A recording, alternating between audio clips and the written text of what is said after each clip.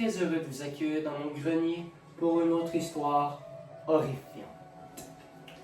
Ce soir, nous allons nous concentrer sur un grand classique des histoires d'horreur, c'est Les vieux livres sont dangereux. Vous l'avez sûrement tous lu, ce fameux livre. Mais il ne dit pas toute la vérité. Alors,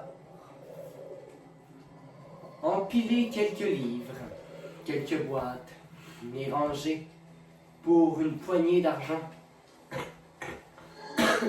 Tout le monde pourrait faire ça. Cependant, Jacob, eh bien, il a été puni. Il avait fait à de nombreuses reprises des niaiseries. Mais la dernière qu'il a faite lui a valu une punition horrible. Il était sûr qu'il allait se faire renvoyer de l'école, après avoir mis le feu à une poubelle. Mais la directrice, dont on ne connaît pas le nom, a décidé de lui réveiller, de lui remettre un pire sort encore. Un samedi matin, à 9 h, il devait se pointer à l'école pour aider le vieux Philippe à ranger ses livres. Alors, Jacob, tel que prévu, arriva à 9 h le matin dans cette étrange bibliothèque. Il entra et le vieux Philippe l'attendait, assis sur une chaise berçante, se berçant tranquillement. Philippe n'avait même pas l'air de savoir que Jacob était arrivé. Jacob lui demanda « Est-ce que ça va ?» Il ne répondit pas. Après une dizaine de minutes à se bercer ainsi, Philippe se leva en silence, ouvrit une porte que personne n'avait accès. Et Jacob vit que cette porte cachait un ascenseur derrière. Alors il reprit l'ascenseur et Philippe pressa sur un bouton qui les amenèrent en bas complètement. Jacob n'était même pas au courant qu'il y avait un sous-sol. Alors, Jacob arriva et il commença à ranger des livres. Une heure passa, mais Jacob ne vit plus Philippe. Et pour remonter en haut, il fallait avoir une clé. Et c'est là qu'il comprit qu'il était pris au piège. Mais il ne paniqua pas. Il se dit qu'il était dans un endroit scolaire, géré par des enseignants et des gens bien, très bien civilisés. Alors, il rangea.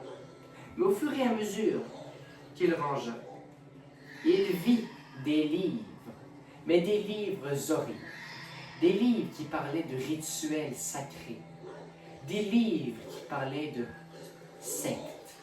Des livres qui parlaient de chirurgie, de corps. Et soudain, au fond d'une pièce, une petite chaise berçante se berçait tout seul. Et lorsqu'il se retourna, il vit Philippe figé comme dans le temps.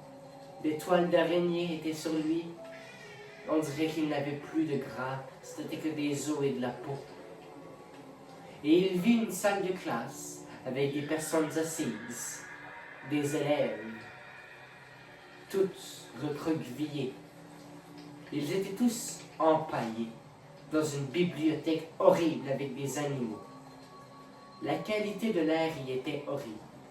Il y avait une faible lumière émise par la fenêtre, mais soudain, comme une éclipse, plus rien, la noirceur absolue.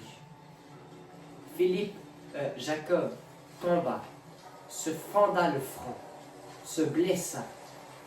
Il mit du sang partout, sur des livres. Mais lorsqu'il se réveilla, il était assis sur un bureau, recroquevillé, avec les autres élèves méchants. Il y avait Philippe qui les fixait, le regard mort. C'est à ce moment que Jacob comprit que tous ses élèves, incluant Philippe, étaient morts depuis très, très, très longtemps. et qu'il allait être le prochain sur la liste.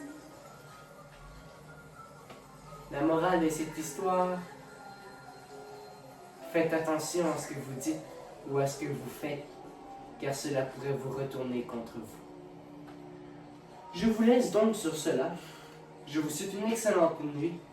Et bien moi, je vais fermer mon grenier et on se revoit demain pour une autre histoire encore plus épeurante.